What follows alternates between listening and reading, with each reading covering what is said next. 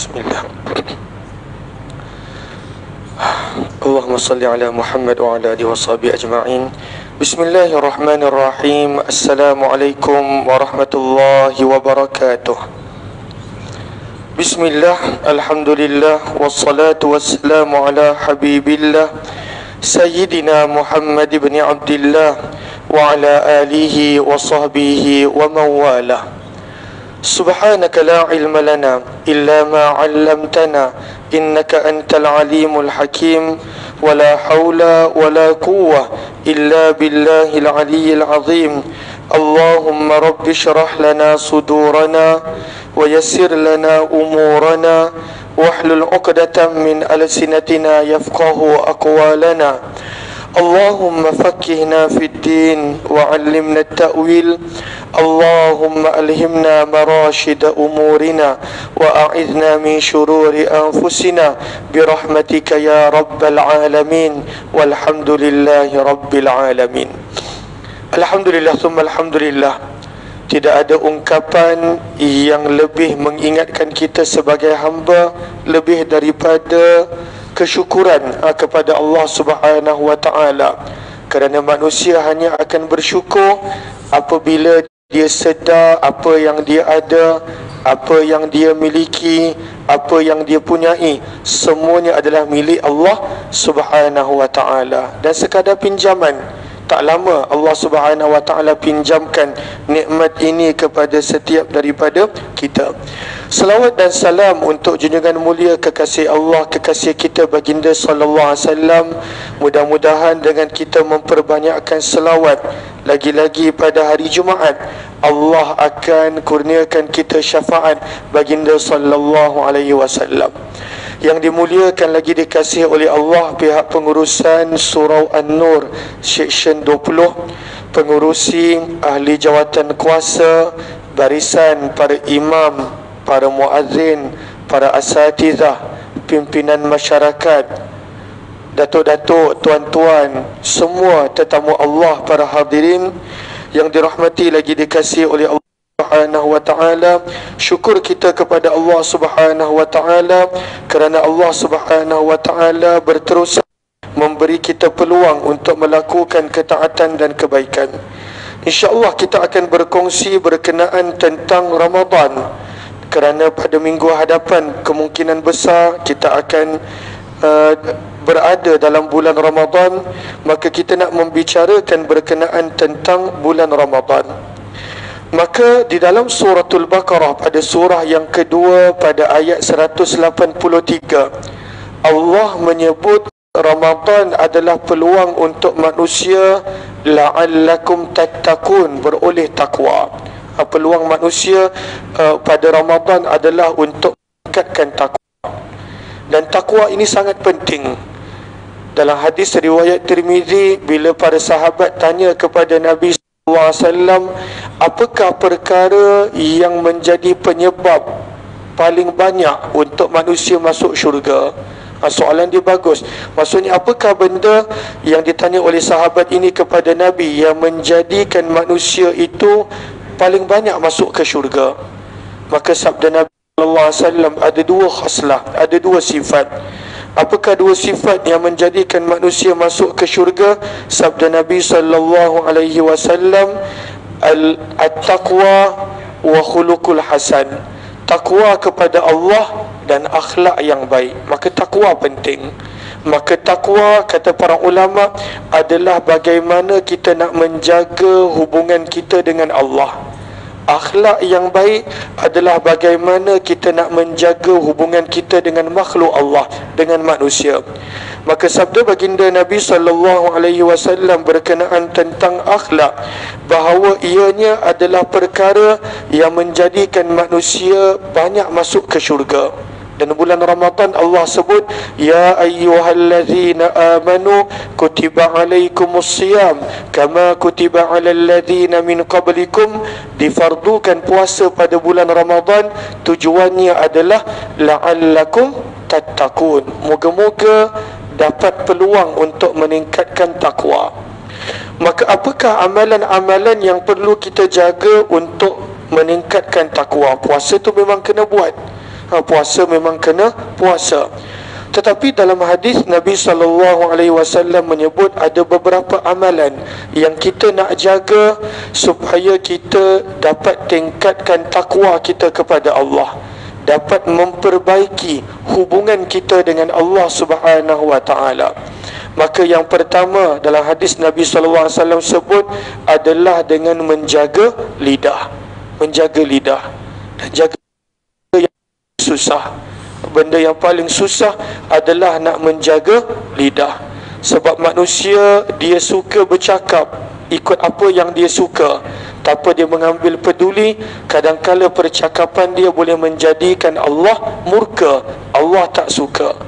Maka dalam hadis Nabi menyebut tentang puasa dan juga menjaga mulut. Sabda Nabi SAW dalam hadis, lam yada' qawla zur, sallallahu alaihi wasallam dalam hadis, barang tinggalkan percakapan bohong, wal amala bih, dan perbuatan-perbuatan yang berkaitan dengan lidah, falaisa lillahi hajah, maka Allah langsung tidak perlukan, tidak berhajat fi an yada'a ta'amahu wa syarabah, puasanya yang sekadar lapar dan dahaga. Allah tak nak pun puasa macam tu. Lalu kalaulah kita puasa tapi kita tak jaga mulut kita, sabda Nabi, Allah tak pandang pun puasa macam tu. Macam tu semua orang boleh buat. Puasa yang tak menjaga lidah, sekadar tak makan, tak minum daripada subuh sampai maghrib, sabda Nabi, tapi dia tak jaga lidah, dengan mengumpat, dengan bercakap bohong, dengan fitnah, dengan mendusta, dengan namimah, mengadu domba, macam-macam. Lidah ni macam-macam penyakit dia. Maka sabda Nabi SAW, Allah tak pandang puasa orang yang seperti itu. Maka rugi kita. Sebab kalaulah Allah tak pandang puasa kita, bererti Allah tak terima puasa kita. Maka sebab itu yang pertama yang sangat-sangat kita nak jaga adalah jaga lidah kita. Sebenarnya tak susah pun jaga lidah. Cumanya pada waktu itu nafsu kita menggalakkan kita untuk mengungkapkan perkara-perkara yang menjadikan Allah murka dan tak suka dengan kita. Ketika Nabi SAW terangkan kepada Muaz bin Jabal. Muaz bin Jabal adalah orang yang mana Nabi sangat sayang kepada dia. Bahkan Nabi pernah bersabda kepada Muaz yang mana Nabi sayangkan kepada beliau. Maka Nabi pesan Muaz bin Jabal tentang penting jaga lidah dengan ucapan yang begitu ringkas namun begitu mendalam. Sabda Nabi, kuffa alaika hadha. Hanya 3 perkataan je, sambil Nabi pegang lidah. Mula-mula Nabi pegang lidah Nabi tunjukkan, saya nak tarik pun lidah saya tak panjang.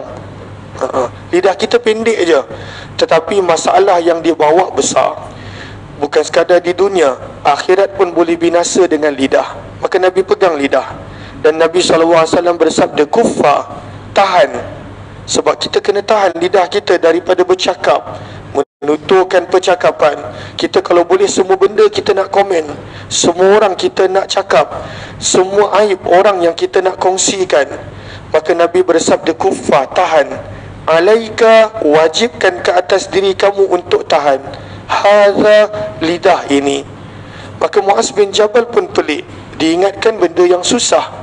Maka dia pun tanya kepada Nabi SAW, wahai Rasulullah, adakah lidah ini boleh membawa kebinasaan kepada manusia? Adakah lidah ni bahaya? Maka sabda Nabi SAW, wahal yakubbun nas, dan tidaklah kebanyakan manusia itu dicampak ke dalam neraka dalam keadaan wajahnya diseret untuk dicampak ke dalam neraka, illa hasaidu alsinatihim, kecuali disebabkan lidah dia. Banyak orang diseret, dicampak ke dalam neraka adalah disebabkan lidah dia, pertuturan dia, percakapan dia. Maka pada bulan Ramadan, perkara yang pertama yang kita nak sangat jaga adalah jaga lidah kita. Sebab dalam hadis yang kita baca tadi, Allah tak pandang dan Allah tak terima puasa yang pada waktu itu orang yang tidak menjaga lidah dia. Maka bagaimana kita nak jaga lidah kita? Maka dengan kita memperbanyakkan baca Al-Quran.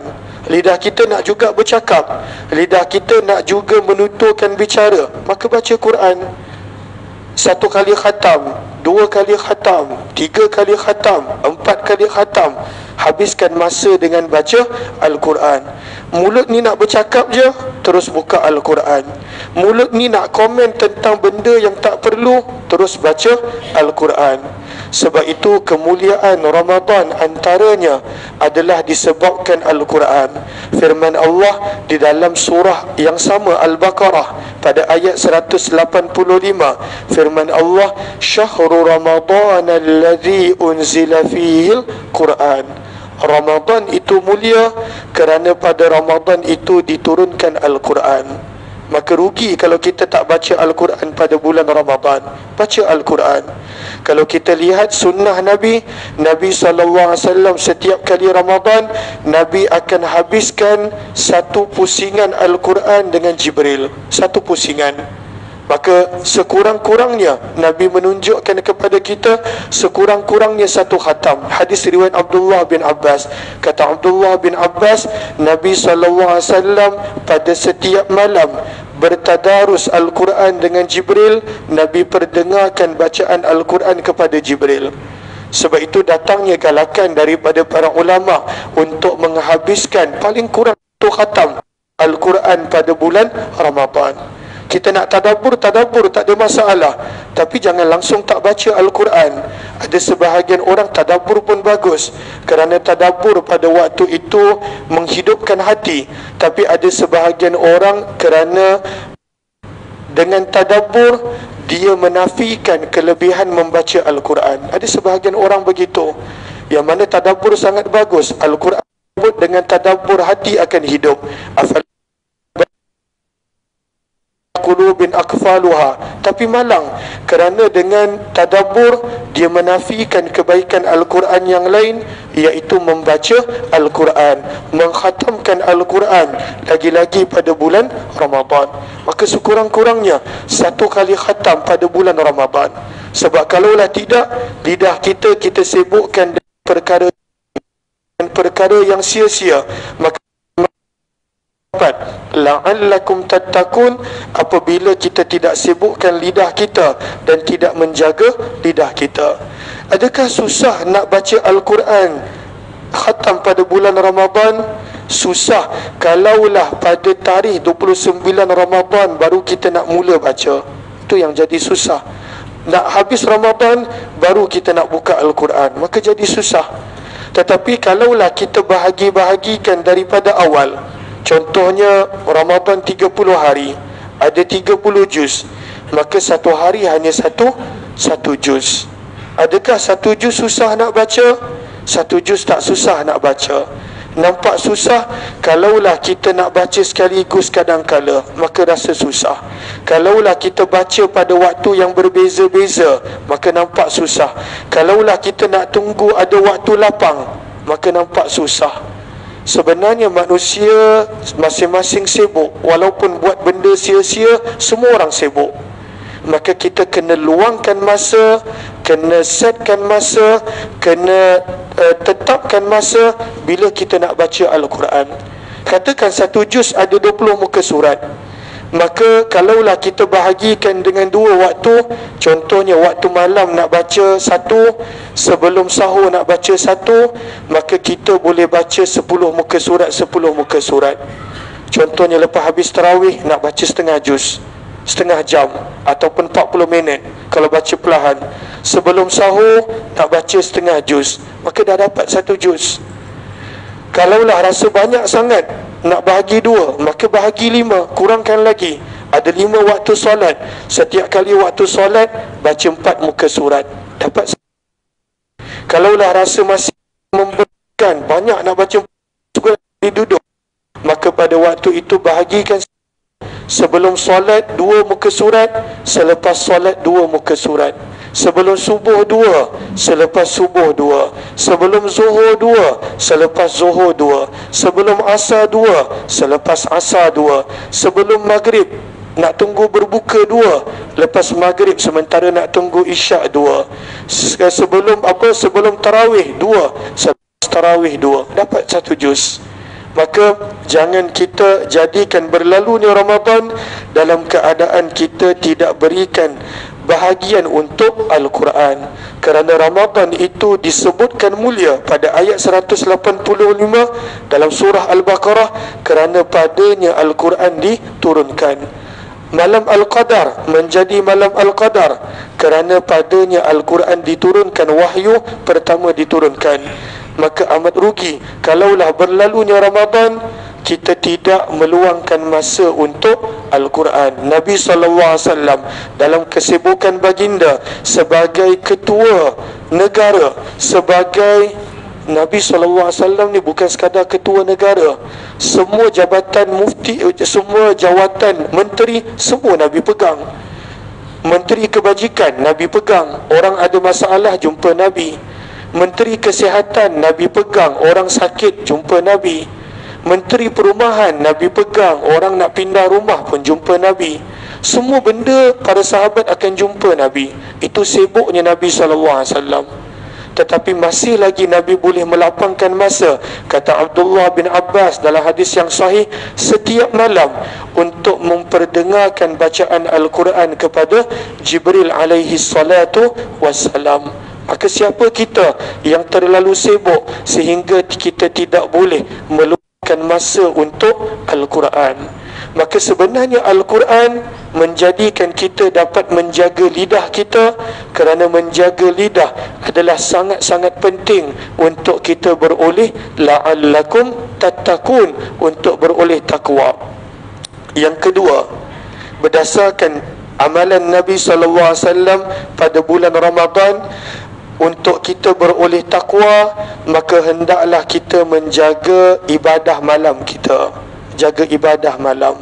Walaupun ibadah malam itu sunat, tidak difardukan seperti puasa pada siang hari, tetapi sikap Nabi SAW pada malam-malam Ramadan menunjukkan kepada kita pentingnya ibadah pada waktu malam. Sangat penting. Sebab itu dalam sepotong hadis, bila Nabi menyebut tentang tanda seseorang itu salih ataupun tidak, sabda Nabi SAW, alaikum biqiyamil lail, sabda Nabi, hendaklah kamu lazimkan diri kamu beribadah malam, fa innahu da'bus salihin, kerana itu tanda seseorang itu salih, man kana qablakum, daripada zaman sebelum kamu. Kalaulah kita nak tengok seseorang tu soleh ke tidak, tengok adakah dia istiqamah hidup ibadah malam ataupun tidak. Seseorang yang banyak macam mana sekali ilmu dia, kalaulah dia tidak beribadah malam, belum ada jaminan yang dia adalah seorang yang soleh, seorang yang baik, seorang yang dekat dengan Allah. Maka sebab itu dalam keadaan kita bekerja, dalam keadaan kita sibuk dengan urusan kita pada bulan Ramadan, maka jagalah ibadah malam kita. Jaga ibadah malam kita, antaranya dengan solat tarawih. Solat tarawih hanya setahun sekali, hanya pada bulan Ramadan.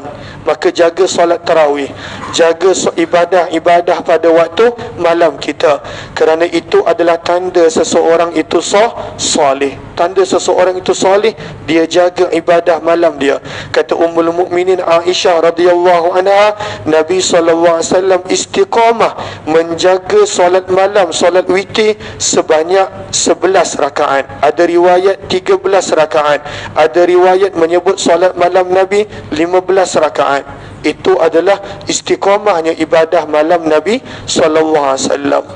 Dan bila masuk 10 malam terakhir, dalam hadis kita nampak Nabi sampai ke tahap tak balik rumah. Itu nak tunjukkan pentingnya. Padahal rumah Nabi tak jauh macam rumah kita. Rumah Nabi sebelah je daripada masjid. Kalau menghadap kiblat kat Masjid Nabawi, sebelah kiri. Sebelah kiri masjid dan rumah Nabi. Satu langkah masuk rumah, satu langkah masuk masjid. Sebelah je rumah Nabi. Tetapi bila masuk 10 malam terakhir, maka Nabi SAW langsung tak balik ke rumah. Nabi i'tikaf di dalam masjid, nak tunjukkan kepada umat baginda betapa pentingnya menghidupkan malam-malam Ramadan, terutamanya 10 malam terakhir Ramadan. Peluang yang mana satu malam tersebut lebih baik daripada beribadah 83 tahun. Kita mungkin tak nampak nilai ibadah 83 tahun, tapi kalaulah kita diberitahu sesiapa yang pada bulan Ramadan dia bekerja ekstra, dia akan dapat bonus 83 tahun gaji dia. Bonus dia 83 tahun. Orang bonus 500 pun dah gembira. Tapi kalaulah ada majikan kata, saya nak tengok mana-mana pekerja saya yang saya nampak buat kerja pada waktu malam, tak wajib. Dia tak wajib, tak ada tekanan, nak balik boleh balik, gaji tetap dapat. Tetapi siapa yang buat kerja pada waktu malam, saya tak sebut malam bila, tapi kalau saya nampak bonus dia adalah 83 tahun gaji dia. Rasanya tak ada siapa nak tinggalkan pejabat. Tak ada siapa. Sebab dia nampak nilai gaji 83 tahun. Tapi Allah bagi tawaran 83 tahun bonus, ibadah, pahala, mata wang akhirat. Tetapi kadang-kala kita ambil ringan tawaran Allah Subhanahu wa ta'ala. Maka Nabi SAW tekankan kepada 10 malam terakhir untuk kita menghidupkan malam tersebut. Dan Nabi tunjukkan contoh, walaupun rumah Nabi sebelah masjid, Nabi i'tikaf dekat masjid, Nabi tak balik ke masjid. Walaupun isteri Nabi 9 orang, isteri kita baru seorang dua, maka isteri Nabi 9 orang, Nabi SAW tak balik ke rumah pada 10 malam terakhir Ramadan. Dan pada tahun kewafatan Nabi, Ramadan yang terakhir, Nabi beriktikaf selama 20 malam. Maka ibadah malam pada bulan Ramadan adalah sangat penting. Maka sedih kalaulah yang kita nak buat adalah nak berdebat tarawih berapa rakaat. Sepatutnya yang paling banyak, sepatutnya kita sesuaikan malam kita untuk beribadah. Sebab ganjaran dia adalah bonus 83 tahun. Cuma nilainya kita tak nampak dekat dunia, nilainya apabila kita mati kelak. Firman Allah di dalam suratul Qadar, Lailatul Qadri, satu malam yang Allah sembunyikan bila khairun, itu adalah lebih baik dan nilai lebih baik daripada ibadah selama 1000 tahun min alfi syahr, iaitu 83 tahun beberapa bulan. Maka ibadah yang kedua yang kita nak sibukkan diri kita pada bulan Ramadan, moga-moga mendapat la'allakum tattaqun, adalah ibadah pada waktu malam. Maka yang pertama, jaga lidah, dan itu yang paling payah. Yang kedua adalah jaga ibadah malam, itu pun adalah yang paling payah. Walaupun ada hadis, dan banyak orang pegang hadis ni, cuma dia tak berapa bagus. Apakah hadis? Nabi SAW sebut, barang siapa yang solat fardu isyak berjemaah dan dia solat fardu subuh berjemaah, dia mendapat pahala beribadah sepanjang malam. Dan banyak orang pegang, dan saya pun pernah jumpa, kata jom solat tarawih. Tak payah ustaz, saya dah dapat pahala ibadah sepanjang malam. Saya jaga isyak jemaah, saya jaga subuh jemaah, dapat pahala sepanjang malam. Walaupun betul hadis tersebut, tetapi kita nak tunjukkan lebih daripada itu dengan ibadah-ibadah pada waktu malam, kerana ada rahsia ibadah pada waktu malam. Sebab itu ibadah malam untuk para Nabi diwajibkan, terutamanya untuk Nabi SAW. Diwajibkan ibadah malam untuk Nabi SAW. Maka yang kedua adalah menjaga ibadah pada waktu malam. Dan yang ketiga, daripada bulan Ramadan yang kita nak sangat-sangat jaga, kita dah jaga akan ibadah malam kita. Perkara yang ketiga yang kita nak jaga pada bulan Ramadan adalah perbanyakkan doa pada bulan Ramadan. Perbanyakkan doa. Kata para ulama tafsir, rahsia mustajabnya doa pada bulan Ramadan kita boleh nampak pada susunan ayat tentang puasa Ramadan yang ada dalam suratul Baqarah. Maka pada suratul Baqarah pada ayat 183, 184, 185 Allah cerita tentang puasa. Pada ayat 187 Allah cerita tentang puasa. Ada satu ayat tengah-tengah yang Allah cerita tentang doa. Firman Allah, wa idza sa'alaka ibadi anni fa inni qarib ujibu da'watad da'i idza da'an falyastajibu li wal yu'minu bi la'allahum yarshudun. Maka daripada sini perkara yang kita nak sangat-sangat jaga pada bulan Ramadan adalah memperbanyakkan doa. Doa adalah mustajab ketika mana manusia melakukan sesuatu amalan, sesuatu pengorbanan untuk Allah Subhanahu wa taala. Dan itu sikap Nabi Ibrahim. Nabi Ibrahim punya style, kalau kita lihat dalam ayat Al-Quran, Nabi Ibrahim setiap kali dia buat perintah Allah, baginda akan doa. Ketika mana Nabi Ibrahim tinggalkan anak dan isteri dia dekat Mekah, panjang lebar doa dia. Bila Nabi Ibrahim dah selesai bina Baitullah Kaabah, panjang lebar doa Nabi Ibrahim. Bila Nabi Ibrahim pada waktu itu berjaya melepasi ujian-ujian yang Allah turunkan kepadanya, panjang doa Nabi Ibrahim. Maka daripada cara Nabi Ibrahim, pengajaran yang kita boleh dapat adalah apabila kita melakukan sesuatu ibadah dengan pengorbanan seperti puasa, seperti ibadah malam, maka perbanyakkanlah doa. Dan sebab itu kalau kita tengok dalam turutan ayat 183 hingga 187, bila Allah cerita tentang puasa, maka Allah cerita tentang kepentingan doa. Maka banyakkan berdoa pada bulan Ramadan. Dan doa pun tanda kita sedar kita hamba. Bila kita membuat pengakuan dalam Fatihah, iyyaka na'bud, hanya kepadamu kami memperhambakan diri, maka apa kita mengaku pada Allah? Wa iyyaka nasta'in, kita mengaku kita akan banyak berdoa. Sebab itu doa Nabi sangat banyak. Kita tak mampu nak hafal semua doa Nabi. Sebab lagi banyak kita berdoa, lagi kita ingat kita hamba. Lagi sikit kita doa, itu tanda kita sombong dengan Allah Subhanahu wa ta'ala. Sebab itu Allah sebut pada juz yang ke-24 berkenaan dengan orang yang tak nak doa sebagai orang-orang yang sombong dengan Allah Subhanahu wa ta'ala. Dan yang terakhir, ibadah Ramadan. Dah masuk waktu ke? 1 minit lagi. Dan yang terakhir, ibadah yang kita nak jaga pada bulan Ramadan adalah bagi makan orang berpuasa. Dan itu pun adalah cara untuk beroleh takwa. Dalam hadis riwayat Baihaqi dan Ibnu Khuzaimah, para sahabat pernah berkata, laisa kulluna yajidu ma yufattiru shaim. Bila Nabi bagi galakan untuk bagi makan orang berbuka puasa, kelebihan dia pun besar, maka ada para sahabat berkata, wahai Rasulullah, bukan semua orang di antara kami yang mempunyai sesuatu nak bagi makan orang berbuka. Maka Nabi kata, bagi makan walaupun sebiji kurma, walaupun sebiji kurma, bagi pada orang. Syurbatu ma, walaupun seteguk air, kita tak ada apa-apa, hanya ada air, bagi untuk orang berbuka puasa. Au madqah laban, ataupun satu sisip susu, tak ada apa-apa, hanya ada susu, maka bagi kepada orang. Maka jangan kita tinggalkan peluang untuk memberi makan kepada orang berbuka puasa. Sebenarnya memberi makan adalah akhlak Nabi Allah Ibrahim dan juga akhlak kekasih-kekasih Allah.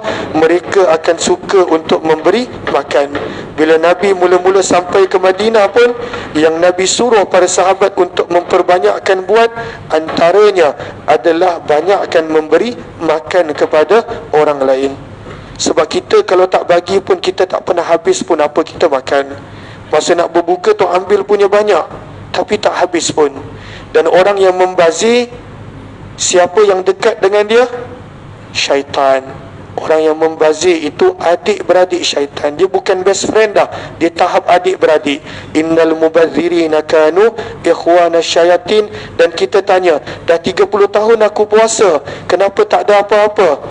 Kenapa? Kerana kita waktu berbuka kita membazir, waktu sahur kita membazir, maka influence syaitan kepada kita sangat besar. Bagaimana puasa nak membawa kepada la'allakum tattaqun. Mudah-mudahan insya-Allah adanya manfaat. Wabillahi taufiq wal hidayah. Assalamualaikum warahmatullahi wabarakatuh. Terima kasih di atas segala perhatian yang telah diberikan.